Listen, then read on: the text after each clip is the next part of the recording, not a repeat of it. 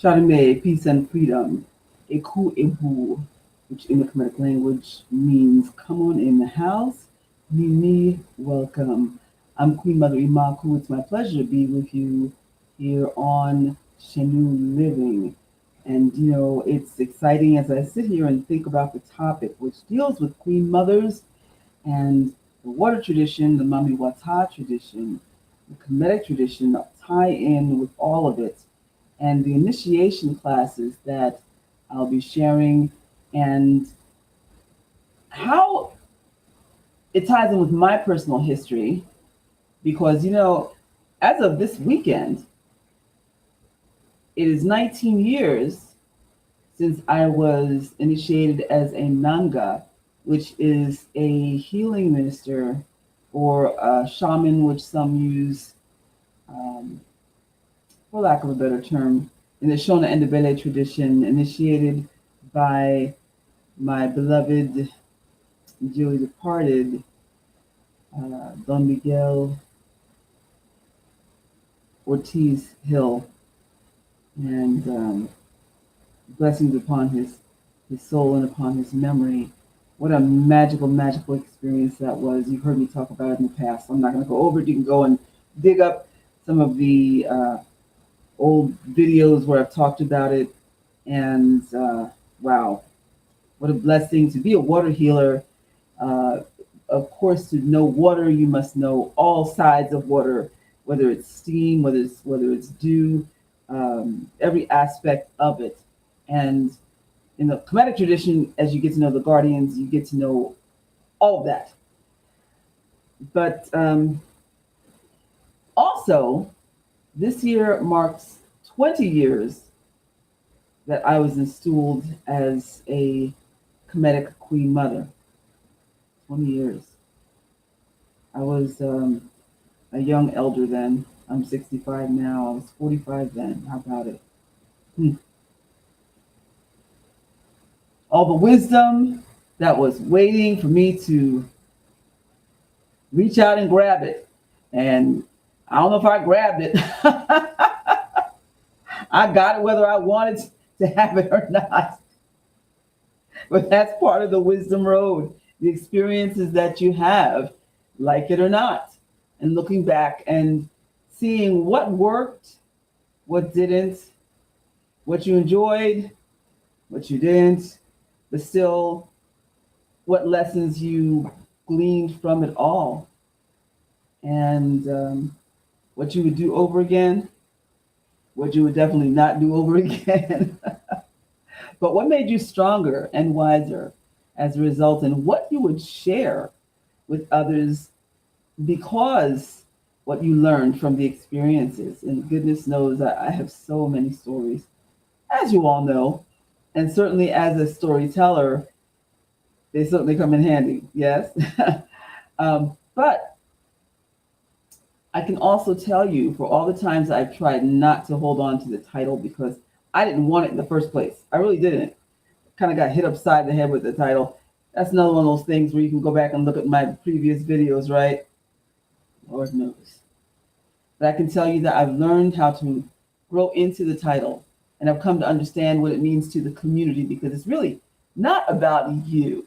In a way, it is, because with it being bestowed upon you and not one that you take for yourself as an ego measure, as a yardstick, um, it is a way, well, maybe it is a yardstick, because when it is bestowed upon you, and when you go through that ceremony, it is supposed to indicate to the community that you are a wisdom keeper and that you are expected to walk circumspectly and that you are a cultural custodian and that you are a reliable resource to go to for solutions, a safe harbor, especially if you are a child. I know as an educator that children did look up to me, uh, even for after school for the classes that I taught, and When there were hungry children, I always had a stash. People knew that they could go to Queen Mother's room. I had some fruits or some healthy snacks, you know, or if they needed to talk, because there were so many children who had situations at home, you know, and sometimes they required a conversation with the parents. Sometimes they would require a conversation with authorities. Yeah, but at least children knew that they could rely on Queen Mother, and they knew that Queen Mother didn't play. But by the same token, they knew that if they got kicked out of my classroom, they could come back to me and apologize and ask if they could be let back in, and I would let them back in, and they would act right after that. For as many times as I tried to drop the title, my colleagues would say to me, "You can't do that. Don't do that. You're setting an example for the children." And it was important for them to have a Queen Mother. Hmm. And we need Queen Mothers today. We're not some fairy tale figure. The Queen Mother title came out of ancient Africa. And in fact, recently I shared with you all how I wanted to drop the title again because I was greatly discouraged in coming across some folks who were talking about how the title had become tarnished from some elders who had created their own little personal Queen Mother harem, some people that I was attached to. I knew nothing about this until this elder I was attached to passed away. And it came up again. And I thought the best thing to do would be to just cut the title off. But some colleagues talked me out of it and said the important thing to do is to set a new example as you have been doing. And then I came across Mama Zogby's book, Mami Wata. And I remember when I found her book back in 2006, at the same time when I was trying to figure out why epilepsy ran in my family. And when I learned that sacred illness was connected to healing, to healers, that's actually how I found Don Miguel Ortiz Hill and began my journey with him and ended up becoming initiated as a Nanga. And I'd already been doing healing work, but this intensified my work to the nth degree. And back to Mama Zogby and her Mami Wata book, she mentions in her book that the Queen Mothers in the motherland were the original Mami Wata priestesses. They were the rainmakers. They were the politicians. They were the oracles. They held great power. Mhm. They weren't just the mother of the king, as some of the more watered down stories have come to be told. And not that that's anything that's slacking, but truthfully, that's not telling the whole story. That's like the Kool-Aid version of the story instead of the fine wine, full-bodied story. If you go throughout the motherland today and collect stories about the Queen Mother, the Queen Mothers who still exist, you'll find the Queen Mother is quite powerful, quite the magician, if you will, the mystic, the healer, the woman who bends energy, the woman who advised the rulers who at the time who were in power, the divine feminine principle. And also where the Vatican sits, that was a power seat for the Queen Mother oracles, the Sibyls, or as is in the Kemetic language, as I've discovered from my research, the Sephirim. We watered down the Queen Mothers. And so, why do we need the strengthened position of the Queen Mothers today? And I have to tell you, I remember when I saw my first installment, I had a dream that morning. It was a prophetic dream. This is when I was living in Philadelphia. And I had a dream. Excuse me. Mm. I had a dream of a bandera, the red, black, and green flag. And it was pointing straight down Germantown Avenue, not far from where I was living. But it was pointing away from my house, and just it was blowing straight in the breeze, just straight down. And that morning, a friend of mine called, and he said, "Hey, you want to see a Queen Mother installed this morning? It's going to be at Dr. Barry Shango's church, way down the other end of Germantown Avenue." I said, "Yeah." So I met him there, and it was the first time that I had ever been to Dr. Barry Shango's church. Y'all don't know who Dr. Barry Shango is? Go look him up. Dr. Shaka Musa Barry Shango. May he rest in peace. Blessings upon his memory.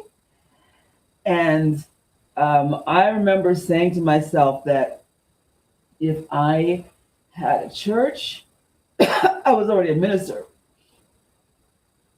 And I remember meeting him because I was a member of Keepers of the Culture in Philadelphia, the Storytelling League there. And things have become full circle in a way because now I have gone back to becoming a member of the Black Storytellers organization that is nationwide. But he was just such a powerhouse as a speaker, and also the way that he broke his sermon down. I've never seen anyone break down a sermon regarding Jesus in the way that he did it, in a real world way that was present, so relevant. But in watching the installment of this elder who was in the church, it was just so cool. It was so cool. And I remember thinking, wow, maybe that'll be my future. Here we are. I also love the fact that he had the drummers perform Fanga. Fanga la fia ashe ashe. That's a staple. It's in my performance. Um, um, when I perform, and there was a sister who was dancing in the aisles, and everybody was wearing African clothing, and also he made sure that everybody got food. Everybody was served, and then also when it was over, he made sure that everybody had a ride home. He didn't care if he knew you or not. He asked, "Sister, you have a ride home? This sister needs a ride. Who's gonna give this sister a ride? Brother, you have a ride home? Who's gonna give this brother a ride? Come on now, y'all. Let's do the family thing. Let's make sure everybody get a ride." I said, this is what it's supposed to be about. This is community church right here. It had such a strong impression on me, But from an oracular standpoint, the fact that before I woke up, I had that vision in the dream state. Oh, wait a minute. Because also on the outside of Dr. Barshango's church was the bandera, the red, black, and green that was there on, on Germantown Avenue. All came together, you see.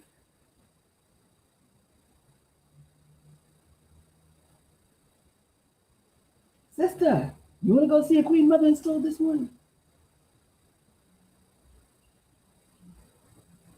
Community, indelibly etched in my head. Yes. And to see the installment of this Queen Mother who had been working for and with the community, which is why she was being installed, because her work was being recognized. She didn't just go and ask, hey, can I become a Queen Mother? She was being honored. When I was selected to be installed, my work was being recognized. I'd already been a community activist.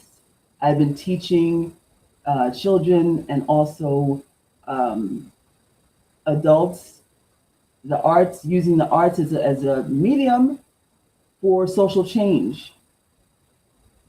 I've been using radio also and television as well, as also as a playwright, as a poet, as a columnist. But also the biggest thing was doing the hands-on work. And so having that recognized and pushing the mindful agenda of working together, helping each other. That's what it's supposed to be about. And it's not that you sit back and take it easy after that, because truly, after you get installed, the greater work begins. That's part of the reason I didn't want the title also. That's like, I'm out here working hard enough. I got to roll my sleeves up even higher. Yeah. Not about being cute. Yes, there are the times where you get dressed up, and you have to be aware of how you look out here. You can't be out here in your kind of way. But you also have to be willing to do the work. Yes. And to make the connections that are necessary to bring what the community needs to it. Yes. Yeah. So I've discovered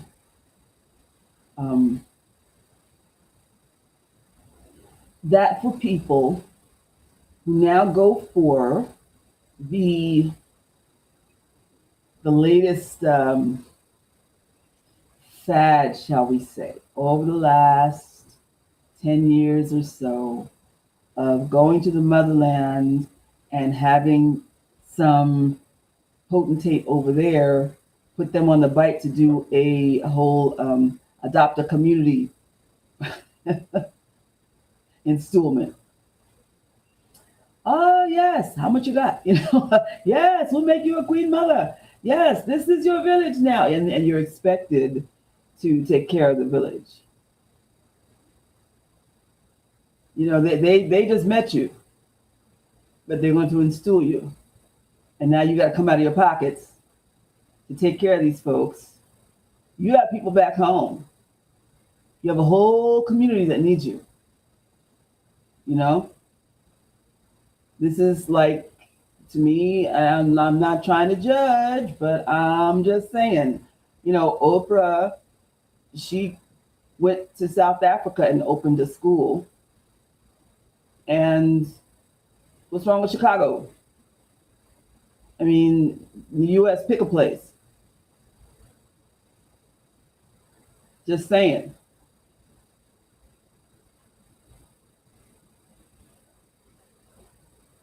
Always say, feed your family first.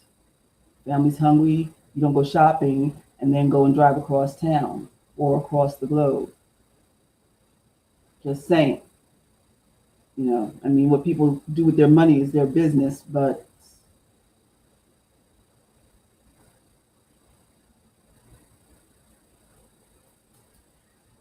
so that has become, unfortunately, the latest gimmick that our brothers and sisters across the waters have used in order to line their pockets with the money in yours.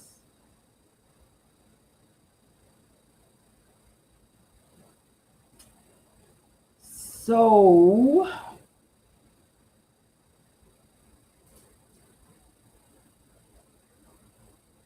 why a Queen Mother class? Why now? Well, we've got an awful lot going on right now. As you all know, an awful lot. The Queen Mother is needed. Many of us have natural gifts and talents that need to be honed to a greater degree. Oracle, healing. Many of us are doing that work.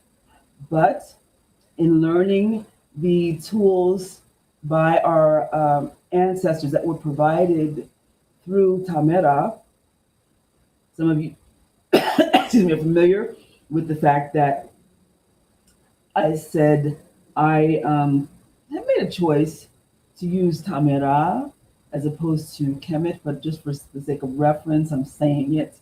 Tamera, which means the beloved land, and also in understanding that with all these years of practice and research and development, that the Shenu system that I've created, it's a complete system. It's complete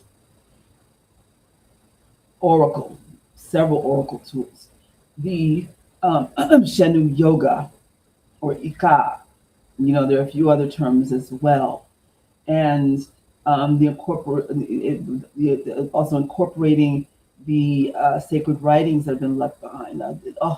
So rich, so rich. The Kemetic runes I did the research on years ago and did the restoration work on them, and so much. It is a complete system. Shenu is the circle. It is, well, as Shenu, it is what the Greeks called the cartouche, which protected the Ren, or the name. But Shenu is also the term for circle in general, but it is also the reflective water, it is the lake, it is cognitive thought. Yes, so that you don't just swallow whatever is told to you, because I also teach research so you can go and get that yourself. And it's also integrating all of the systems across the diaspora so that we're able to see how everything is interconnected, yes, so that we're not just stuck in one mode, and so that we're able to celebrate the integration, so we understand how we're interconnected, and so that we're not trying to say, oh, well, this system is the best and so forth. No, our ancestors were so wise in leaving these gems to be able to see how everything is interwoven. That's knit, the weaver. Yes, everything is interwoven. And so we don't have to feel as though we're left out over here in this system or over here in this system. Just continuing to do the work, doing the research, and being open and fluid in being able to catch that over here, here, and here. And recognizing that, there are these bits and pieces here or whole sections here, and by weaving them together, then we can see and have a greater understanding and seeing how we've got these complete systems all over the place. Therefore, we don't have to feel as though we're left out. Oya is here too. Yamaja is here too. Her name's a little different, but it's still her. Shango, he's not left out. These guardians are in Kemet. Yes. If you do the studying and you can see, if you understand the language, then you can see. If you go back and get that which was taken from us, and if you get rid of the prejudices that we have been taught to embrace, all right, and stop sectioning ourselves off from each other, and also from the traditions that belong to us, but others are swooping up and using, while we're led to believe that we should not touch it. If we stop doing that and look at it all, we'll be more greatly empowered. This is where, again, the Queen Mothers come in. The Queen Mothers were the teachers. Yeah. hmm As reflected also in the various guardians, like Sishat, like Bisette. Do you know who she is? Those of you who follow me do, but do the rest of you? You know who that is? You should. Do you know what aspect of water uh, Sishat is? Do you know how Bisette relates to the opening of the way? And Besu?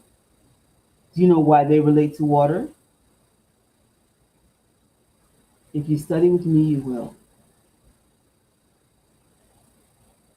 This is why it's important to do research and to share it so that we understand and learn how to dig deeper and become empowered through knowledge and through practical application of this knowledge.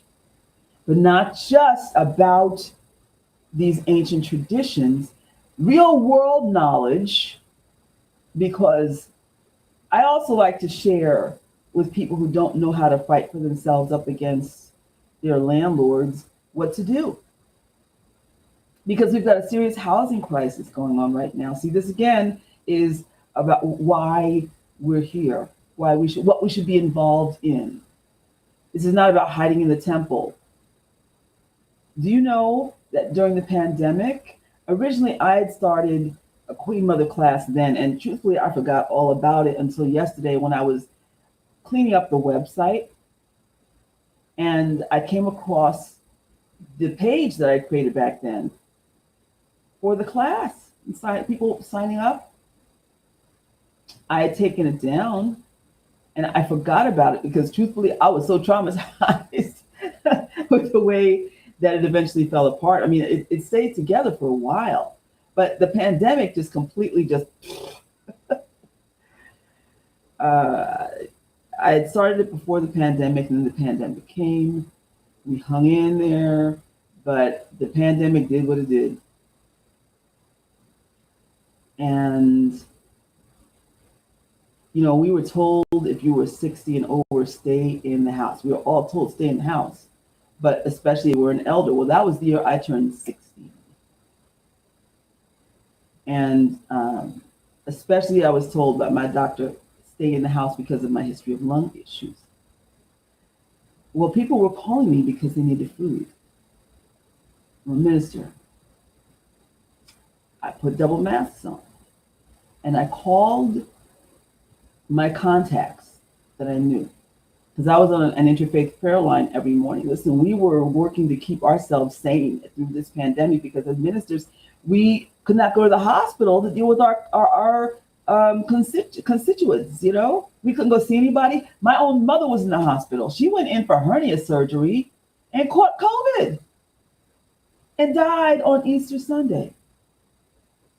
And we couldn't even bury her at first. Well, no, we couldn't even bury her, period. We had to do the last thing I'd ever expected from my mother, who was a big mucky muck in the church community, not just locally, but I mean across the country.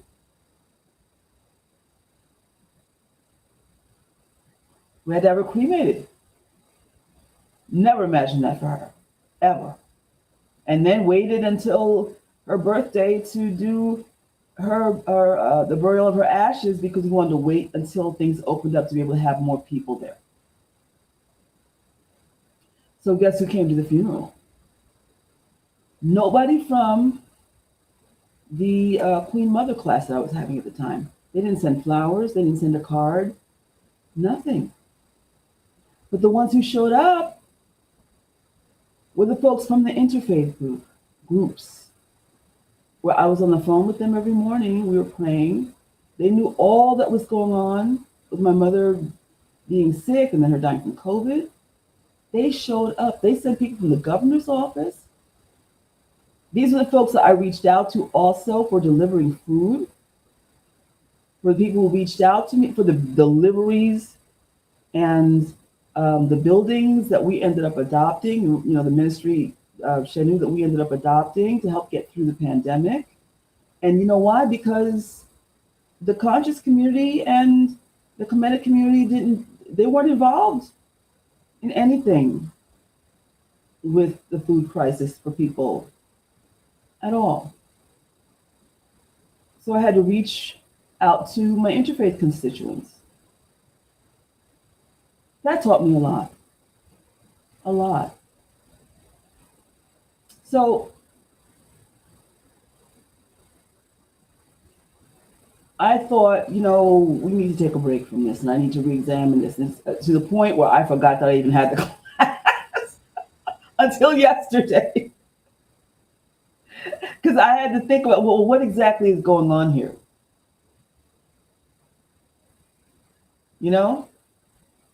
But during that time, I got more involved with things politically. I got to see who the movers and shakers were, who is really and truly helping community.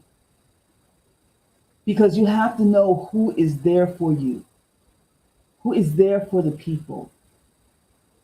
Who?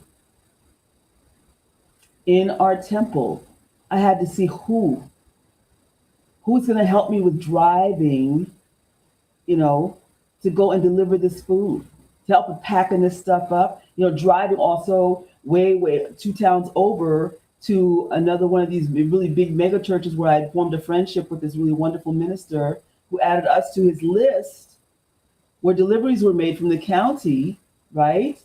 And then also, as the list grew, when another group asked, hey, can you tag us on to your ministries group? No problem. So in calling and asking, hey, can you expand it, the numbers for our group because others have asked if we could, no problem. And then calling this one of the local councilmen and saying, can you add us with the fresh fruits and vegetables because they're asking, for fresh fruits and vegetables? No problem. Okay. Community. Who's doing it? Who's doing the work? Who's doing the work? And the one person from the ATR community that they saw out here was Little Queen Mother, hauling these boxes. And, a lot of them didn't know my name. They just saw me. They were used to seeing me out here. Hey, I know you, because I wasn't out here trying to get my name out here. I wasn't trying to get the name of our ministry out here. I was just out here trying to serve a need, to fill a need. That's all that mattered. I'd show up. The one woman who was in charge of facilitating things for the building, they had 200 units too. So there's a certain amount of boxes. As soon as I'd pull up, she'd come out with her wagon. She got a couple of other people in the building to come out and help, and we were hauling boxes. That's all they need to know. The lady with the food here.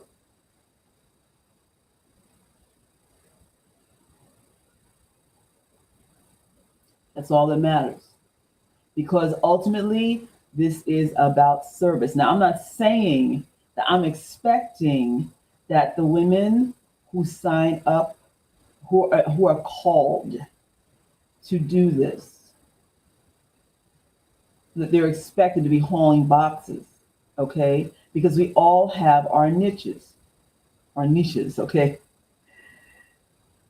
With some, it may be, okay, like I know one, she loves hiking, right? For me, I'm at the age where I love glamping, okay? I can't do, I love outside.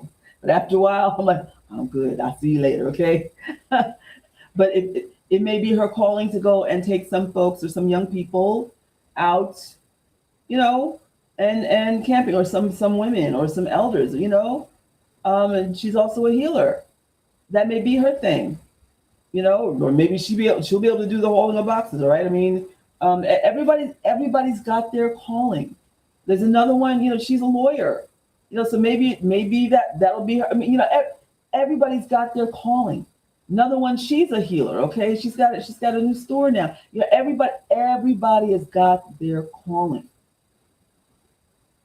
And listen, quite frankly, I'm 65 now, and I've got herniated discs, or 4 herniated discs. I'll not be hauling any more boxes. Okay.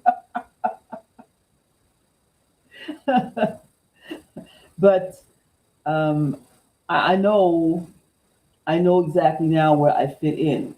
I've got a head full of advice and resources where I can hook people up when people say, Queen Mother, I'm going through this, right away, boom, let me have you talk to this person, or you can go here and get this. This is mental health awareness month. I can send people to about 5 different places to go and get free counseling. And I can also tell them where not to go. Free legal advice, you can go here, or don't go here, or you can go here, right? Listen, I have a friend over in this place who runs this, right?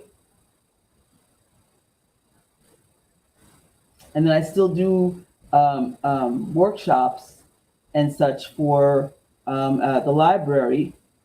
And I'm grateful that that's there. That's my tithing to the community, being able to provide that. And it gives the community a lot of pleasure when I'm able to do cultural workshops. So we all have our different gifts that we bring, and it's important to be able to do that, because right now, where funding is being cut left and right,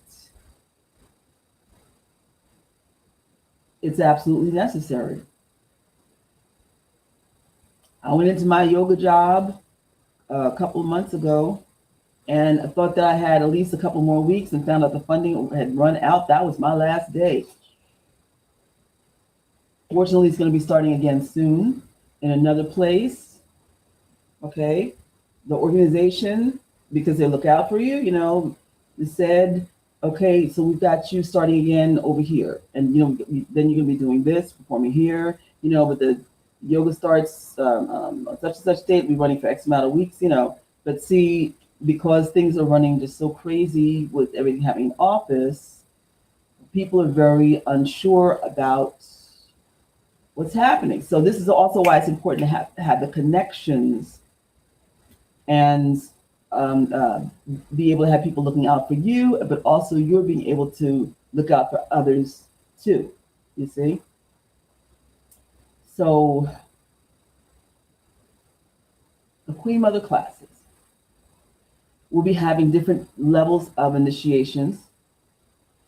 We'll be doing also monthly online retreats where folks can just be at home in their jammies, under a blanket for a little while if you want to. This is going to be called Dare, based on Dare, which is from the system out of the South African Dare, associated with the Shona and the Bele Nanga system that I was initiated through. And this is all about healing, self-healing. So we'll be doing some sound healing. We'll be doing a project, some kind of a project that's associated with the culture. We'll be doing chair yoga and Kemetic, or Shen was chair yoga, all right? And also some time for counsel. Even if it's a thing where you just want to curl up under your blanket on your couch or on your bed and just lay there, and just to be with other people online, not like this, all right? But I mean, in the privacy of our space, and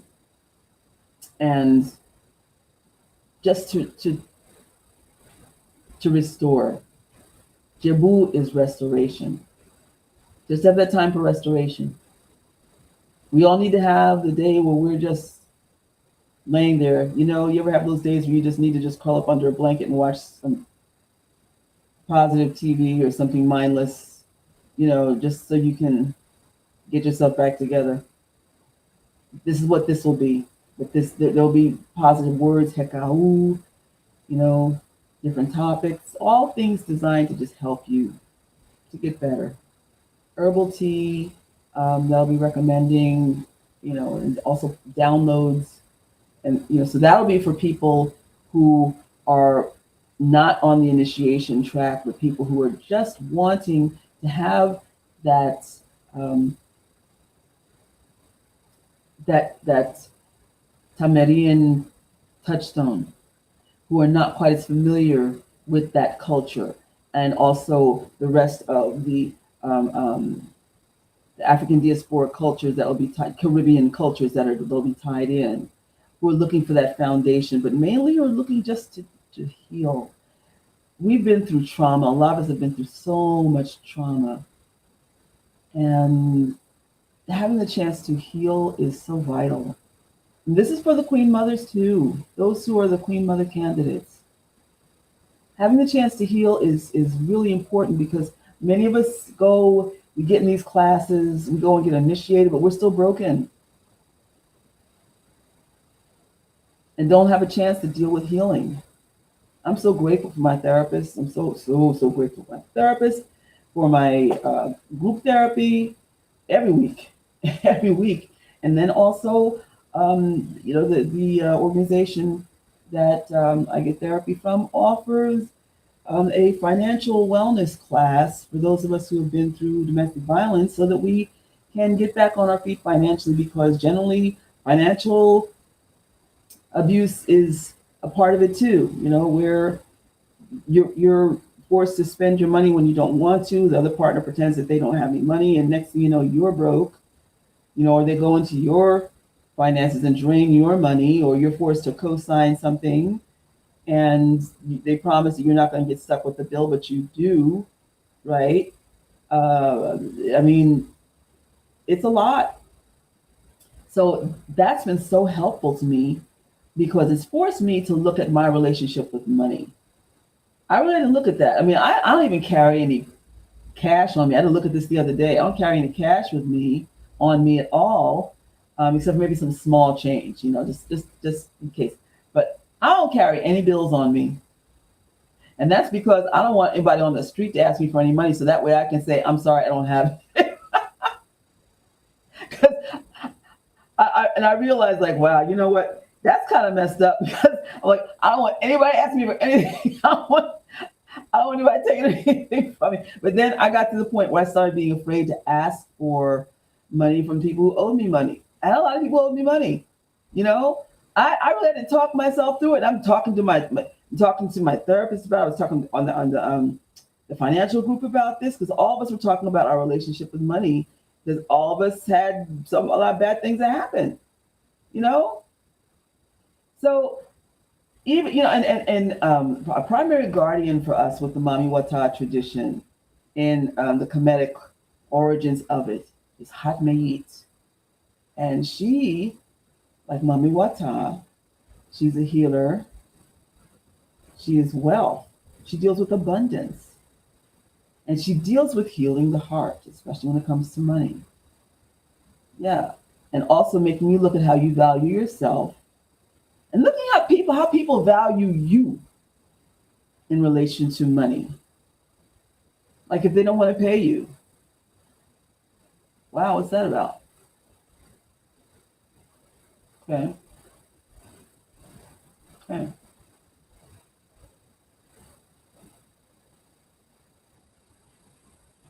Very interesting. Then just completely changing everything around in my world. What to keep, what to change. What works, what doesn't work. What do I need to elevate? Yeah. When we get to that place when you're ready to deal with all aspects of what works, what doesn't work. Okay, and what to bring back in your life. Just like with the whole thing with the Queen Mother class. I was back and forth, and really just like, okay, it's gonna be okay. You've got a new caliber of people in your life. You see what was before. Okay, it's all right. Can let that go. Let it go. Wuhe. Wuhe means to release. Wuhe ni means I release. Nini. Nini. Wuhem. I welcome the new. Welcome the new. It's gonna be all right. It's gonna be all right. And it's important right now, especially knowing that we've got some interesting things going on right now in government, but firmly believing that by being wise, right, that we can get through it. And I believe that. We had believed that by this point it was going to be so much worse. But let me just tell you one thing about certain personalities. And I'm not trying to put the finger on anybody in this in terms of our government. Certain personalities will implode. They will bring people in to cover for their mistakes and to blame for their misdeeds. But eventually they will implode. And things have a way then of shaking out and being corrected because there are people always behind the scenes who are trying to fix things because they can't tolerate the mess. It may take a little minute, but it's important to make sure that you've got your game plan together and that you have others around you who are not going to be like Chicken Little running around, the sky is falling, the sky is falling. Don't do that.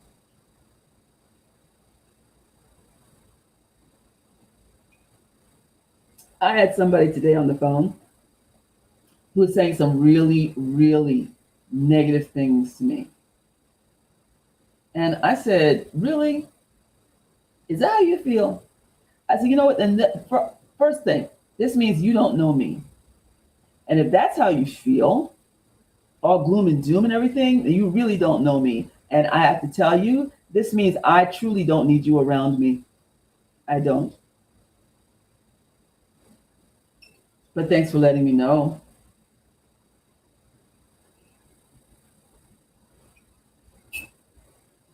Because now I'm aware.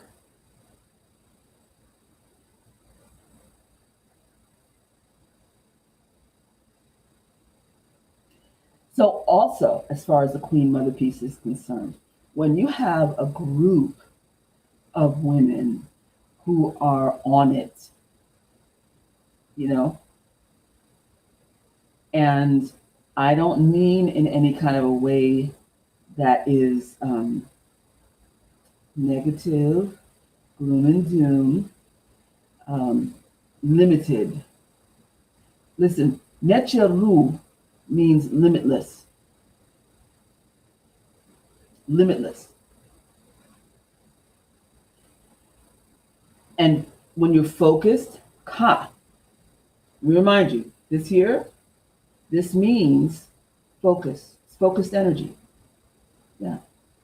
This is spirit, but it is also the term that means focused energy. You see, because everything right here and right here, keeping the energy contained. Focus.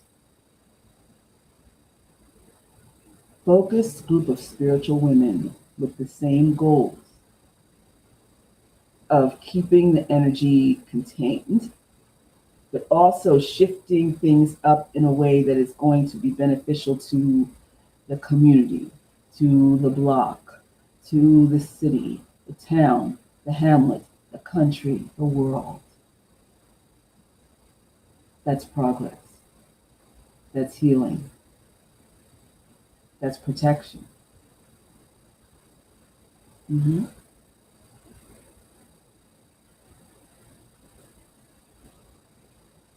The Queen Mother, as priestess, is the one who prays not only for herself.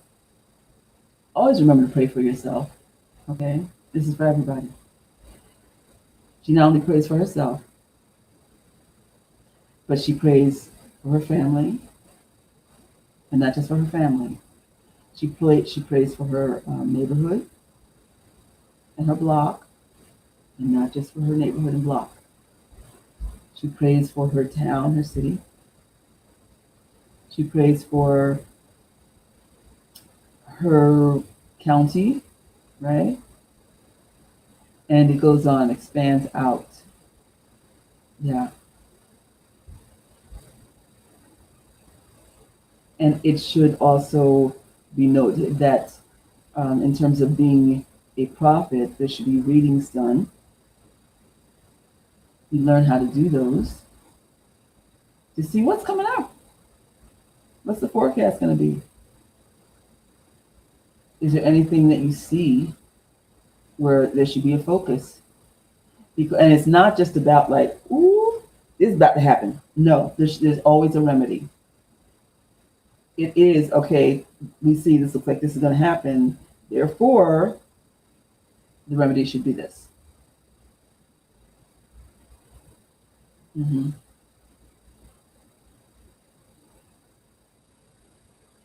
Okay.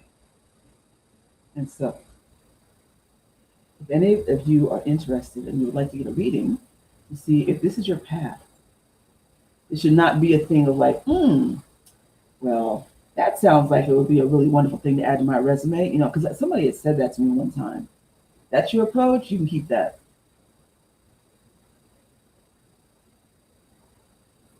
But if this is something that you feel really is a calling for you, an ancestral calling, something that may have been in your bloodline, probably was if you feel that calling. And not something where you feel as though you should be wearing an S on your chest and a cape on your back. No. Although, in all truth, that's kind of what it's about, but not something you should be broadcasting all over the place. You may be praying as you're walking to your car. You may be praying as you walk up the block.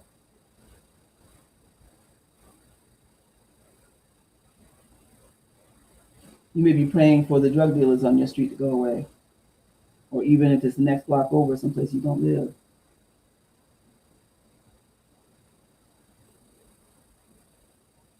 You should remain politically aware of what's happening too.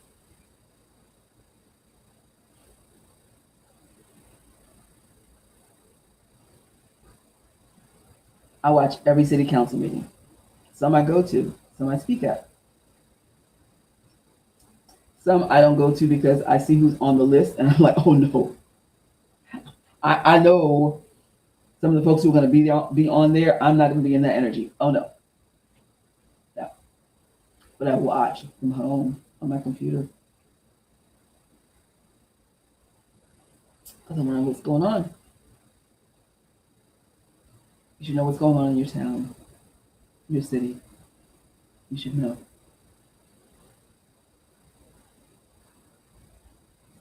And you should always pray for the water. Always.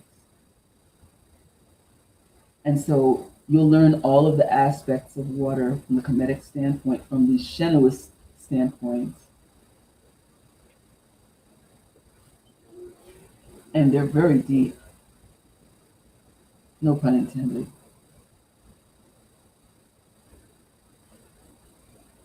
So many. So many. Is this your calling? Is this who you are? Can you carry that responsibility? I'm not going to sit here and pretend like I've tried not to walk away, because y'all know, not from the water, but from the Queen Mother title.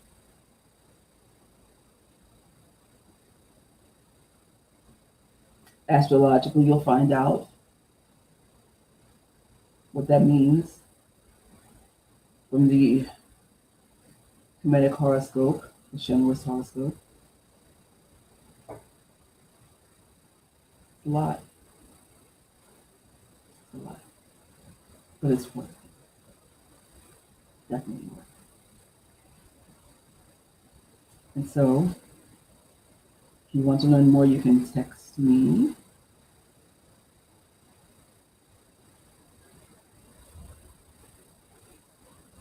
Let's see.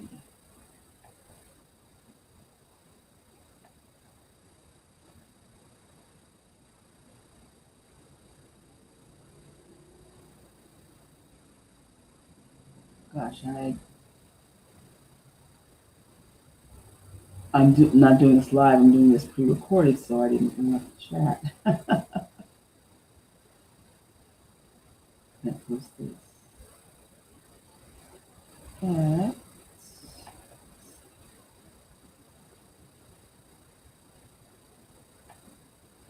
oh, well, actually, I put in the description the web address is. You can text me at 646 228 1185. Okay?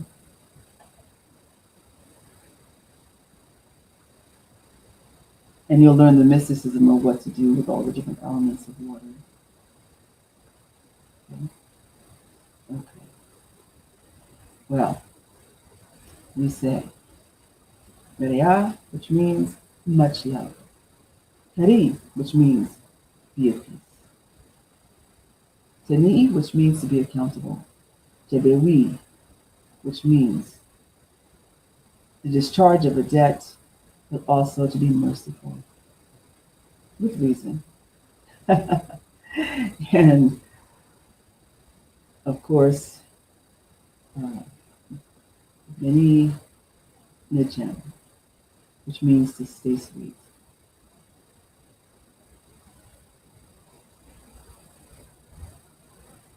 Kukutumer, much light and love to you.